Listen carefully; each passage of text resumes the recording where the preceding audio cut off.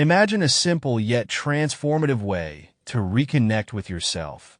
One that doesn't demand endless self-help routines or an overload of positivity mantras.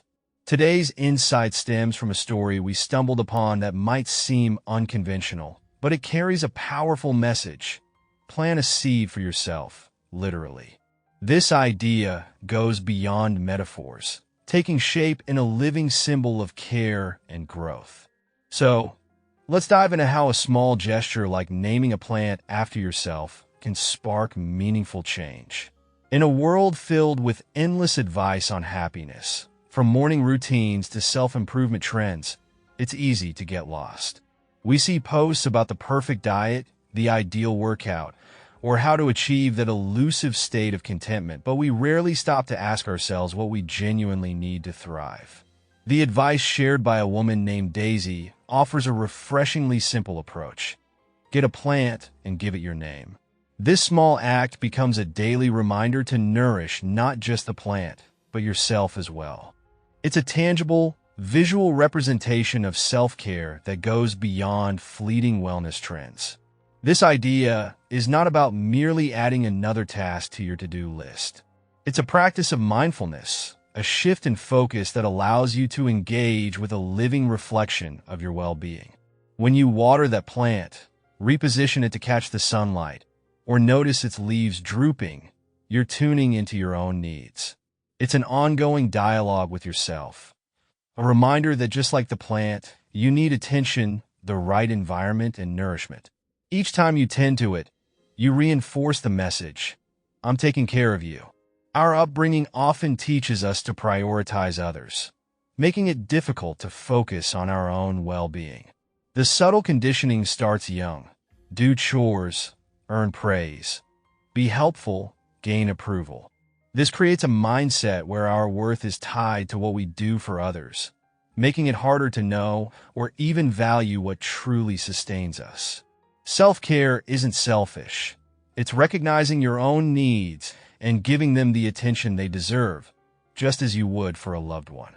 Despite society's romanticized views of self-care, bubble baths, spa days, or treating yourself to fancy meals, true self-nourishment often requires deeper, less glamorous work. It's about understanding what brings you joy and what drains you, knowing when to stay and when to move on from situations that aren't serving you. This process of self-awareness, however, isn't always easy. We are literal beings, often lost in the noise of our thoughts.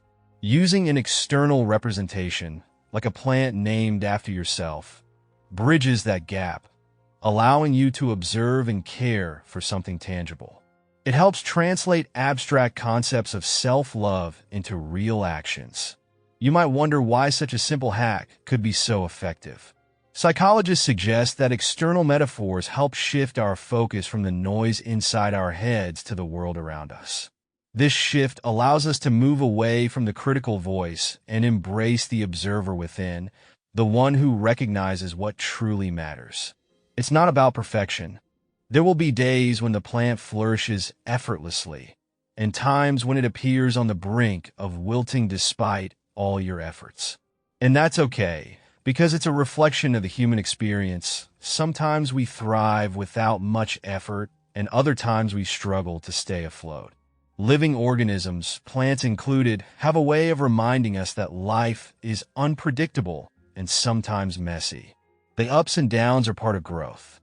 By cultivating a habit of caring for your plant, you're reinforcing the habit of caring for yourself. Over time, this practice can lead to profound self-understanding, making you more aware of your own emotional and physical needs. It's not just a reminder to water the plant, but a prompt to ask yourself if you've had enough water, enough rest, or if you need a change of scenery. In this simple act, there is a metaphor for our lives.